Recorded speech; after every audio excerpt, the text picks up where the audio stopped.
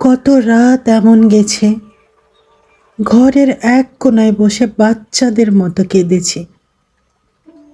আমি আর আল্লাহ, আল্লাহ আর আমি। আমি তার, তিনি আমার। কত অভিমান ঝেড়ে ফেলা, কত বিনীত নিবেদন, কত অতীত মনে পড়া, কত ভবিষ্যৎ চাওয়া। সেজদাহের জায়গায় জায়নামাজ ভিজিয়ে ফেলা, তাওয়াক্কুল, দুয়া, সবর।